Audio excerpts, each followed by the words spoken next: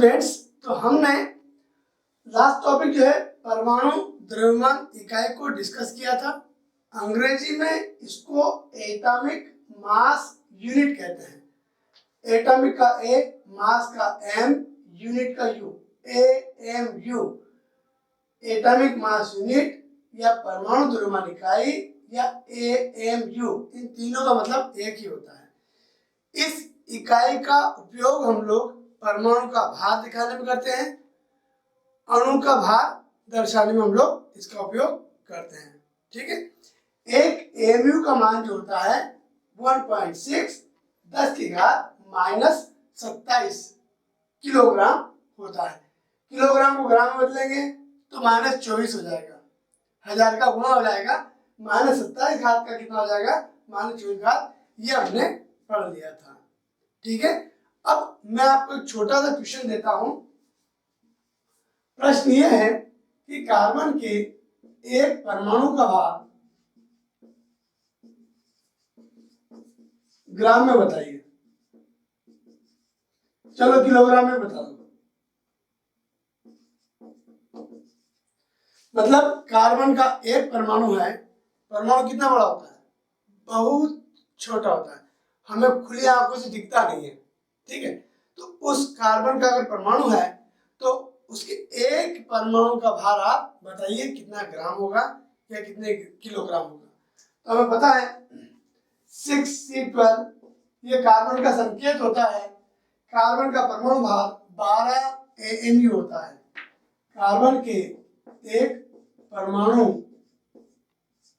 का भार बराबर 12 AMU। AMU का मान पता है 1.6 10⁻27 किलोग्राम। हल कर लेंगे आप। 12 से 72, 12 के 12 7 19, कितने किलोग्राम। दशमलव को एक अंक आगे लाइए, 19 है, 1.92 करेंगे, 19 का 1 किया, 19 का 1.9 किया तो 10 का गुणा हो जाएगा।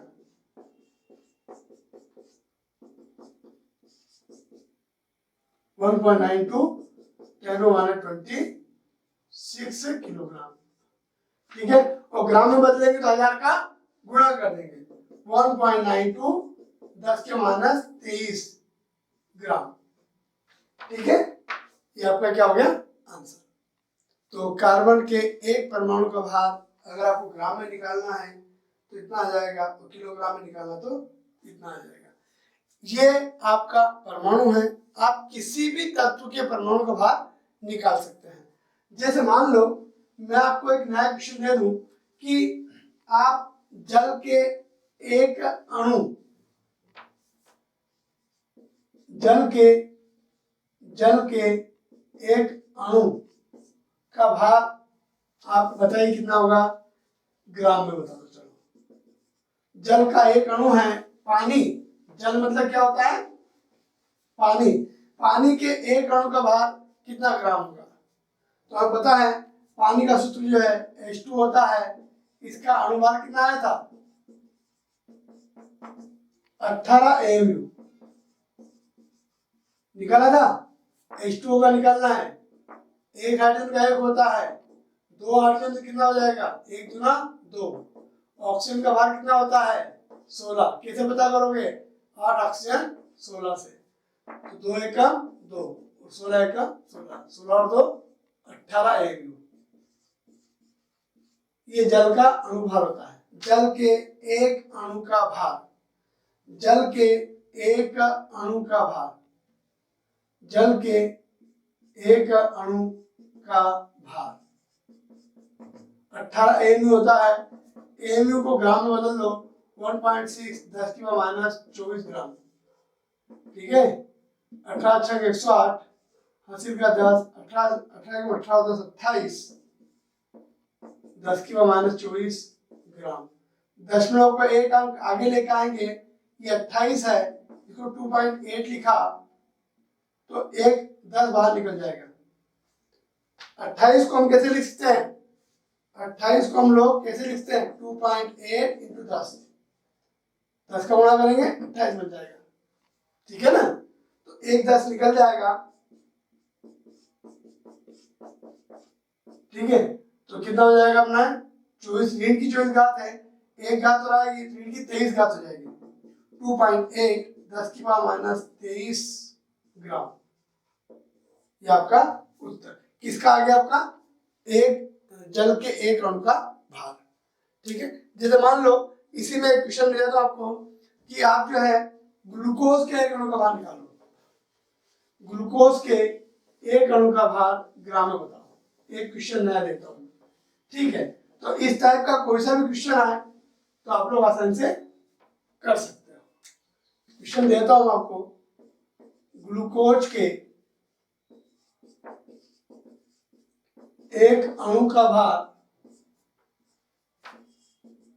ग्लूकोज के एक अणु का भार ग्राम में बताओ। तो ग्लूकोज का सूत्र क्या होता है, ग्लूकोज के एक अणु का भार कितना होता है, ग्लूकोज का सूत्र था C6H12O6 और इसका अणु भार निकाला था अपनों ने 180 AMU आता है। ठीक है, निकाल लेंगे, जल के एक अणु का भार 180 AMU होता है और AMU का मान हम लिख सकते हैं 1.6 10 के मान 24 ग्राम। शून्य को ऊपर पहुंचा दिया अपनों ने, एक शून्य को यहाँ पहुंचा दिया तो ये 24 घात थी, एक 10 आएगा तो 30 घात हो जाएगी ऋण की। यहाँ बचा 18, 18 से 108, 80 का 10, 18 का 18 10 28,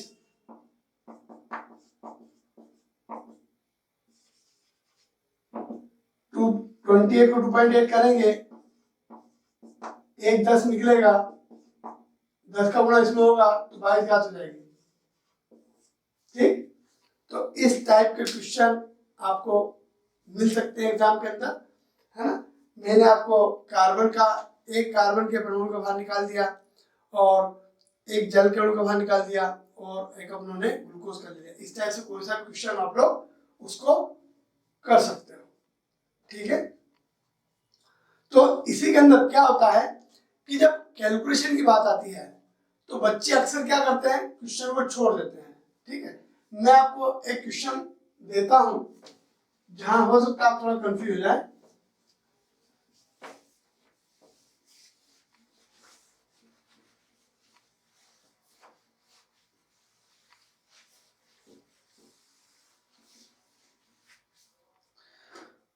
प्रश्न कुछ ऐसा है, 4 पेन का मूल्य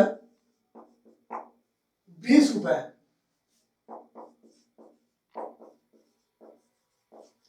4 पेन का मूल्य 20 रुपए है। मेरा प्रश्न ये है कि 10 पेन का मूल्य बताओ। एक क्वेश्चन हो जाए 35 रुपए में कितने पेन आएंगे।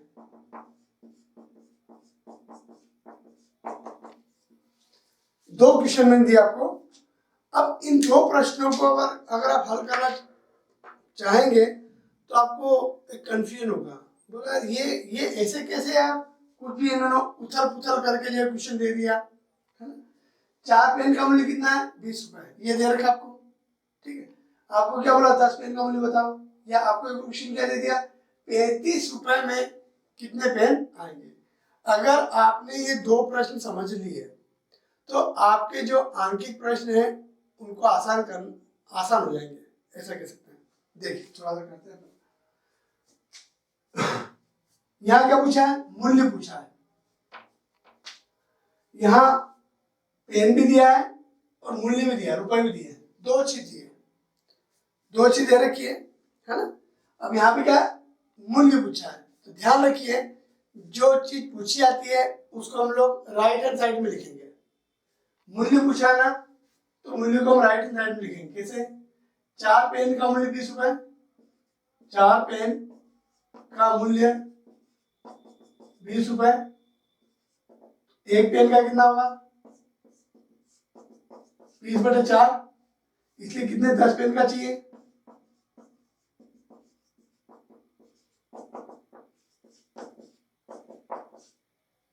4 × 20, 10 × 50 रुपए। ये उत्तर हो गया आपका। अब एक और दूसरे में क्या पूछा, पेन पूछा है, तो जो पूछा उसको कहाँ लिखेंगे, राइट हैंड साइड पे। 4 पेन 20 रुपए, 4 पेन का मूल्य 20 रुपए। आप ये कह सकते हो 20 रुपए में 4 पेन, क्या सही है, 20 रुपए में 4 पेन, ठीक है।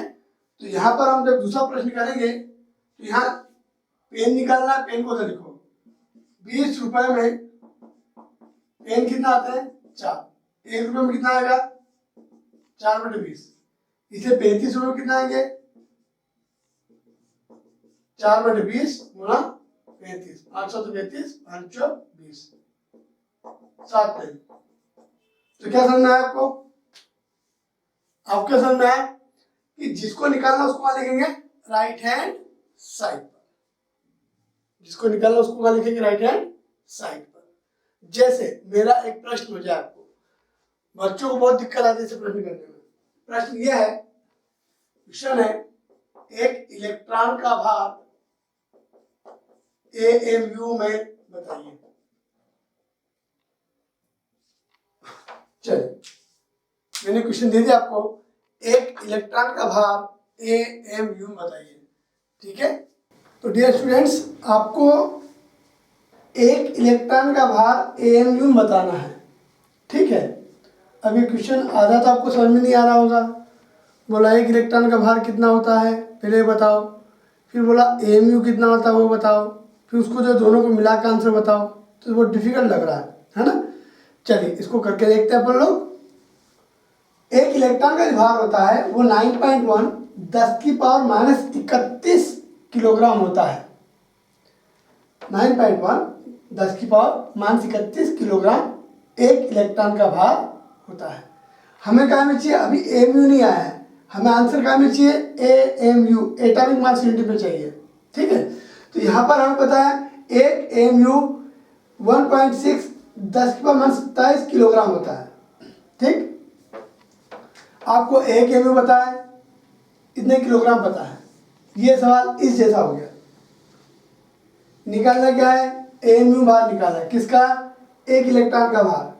एक इलेक्ट्रॉन का भार कितना है, इतने किलोग्राम है, मतलब इतने किलोग्राम में कितने AMU है वो निकालना है, क्योंकि ये जो भार है वो एक इलेक्ट्रॉन का भार है। हमें एक इलेक्ट्रॉन के लिए निकालना है कितने AMU है, एक इलेक्ट्रॉन मतलब इतना भार होता है, ठीक है। 9.1 10⁻31 किलोग्राम जो भार होता है, तो इस भार में कितने AMU है वो बताना है, क्योंकि ये भार एक इलेक्ट्रॉन का है, ठीक है। निकालना क्या AMU, तो जो निकालना उसको क्या लिखेंगे, राइट हैंड साइड पर, ये रहा। क्योंकि 1.6 10⁻27 किलोग्राम में AMU कितना है, एक, इतने किलोग्राम में कितना AMU है, एक, इसलिए 1 किलोग्राम में कितना होगा, तो इसका भाग लग जाएगा,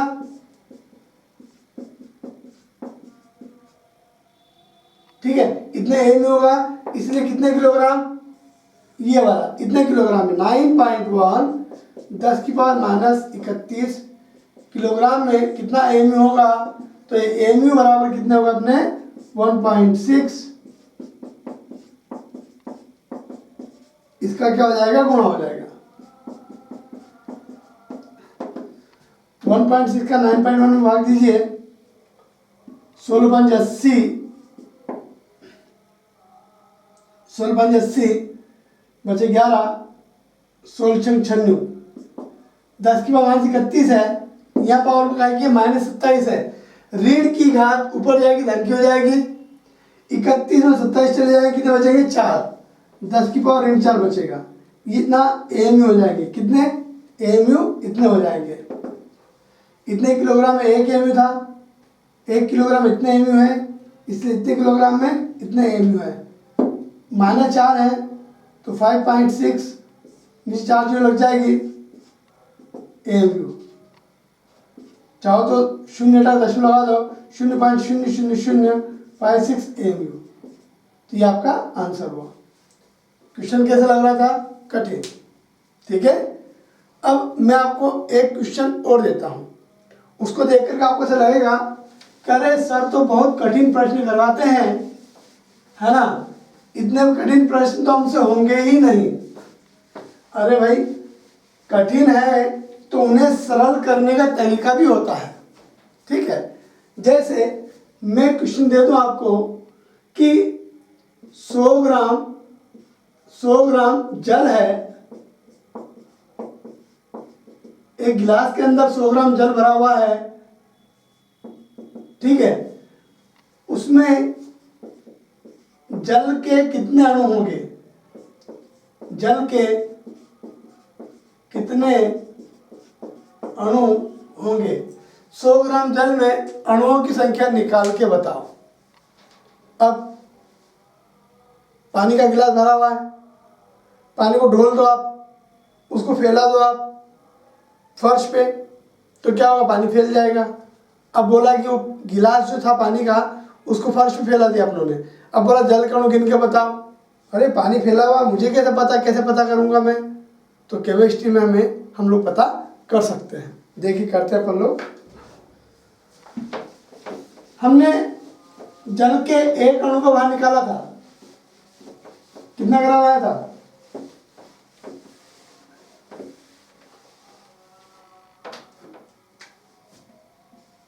जल के एक अणु का भार निकाला था उन्होंने 18 AMU के हिसाब से।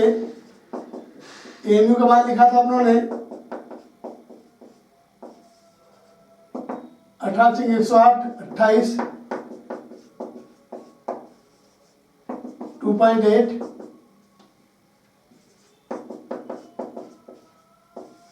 ये जल के एक अणु का भार है। ठीक है, इतने ग्राम के अंदर एक अणु है। आपको 100 ग्राम में निकालना है। क्या निकालना? अणुओं की संख्या निकालना है। जो निकालना उसको क्या लिखोगे? राइट हैंड साइड पर। तो करते अपन लोग, चूंकि इतने ग्राम के अंदर जल का एक अणु है, चूंकि 2.8 10⁻⁻26 ग्राम में जल का अणु बराबर 1, इसलिए 1 ग्राम में कितना होगा बताओ? 1/10⁻26। ठीक है, इसलिए कितने ग्राम में चाहिए आपको प्रश्न में? 100 ग्राम में चाहिए, इसलिए 100 ग्राम जल में जल का अणु कितना हो गए? 2.8 10⁻⁻26 × 100। ठीक है, 100/2.8 10⁻26। ठीक है, हल करो इसको। 2.8 है, 0.0 लग जाएगी। ठीक है, अब क्या करोगे? 28 का भाग दो,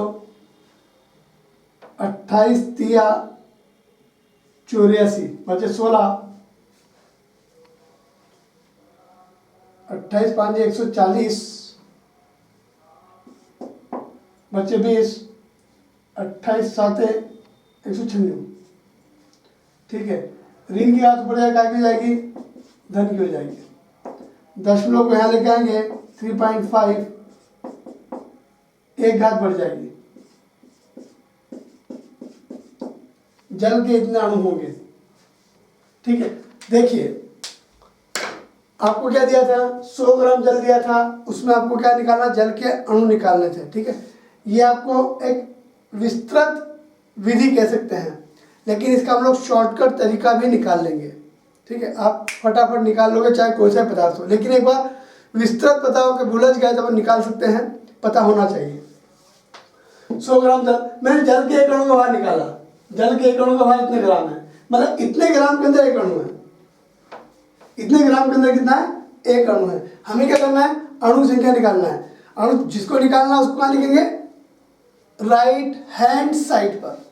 तो इतने ग्राम के अंदर एक अणु था, 1 ग्राम में क्या होगा? इसका भाग लग जाएगा। इस 100 ग्राम में कितना होगा? इतना अणु होंगे। ठीक है, हल कर लिया, इतना अणु होंगे 10⁻27। बहुत ज़्यादा होते हैं तो अपन लोग इसको जो है करके देखेंगे। इसीलिए इतनी बड़ी विधि नहीं करने के लिए हम लोग यहाँ पढ़ेंगे मोल संकल्पना। क्या पढ़ेंगे? मोल संकल्पना। ऐसी गणनाओं को आसान बनाने के लिए। ठीक है, तो क्या पढ़ेंगे हम लोग? मोल संकल्पना। ठीक है, चलिए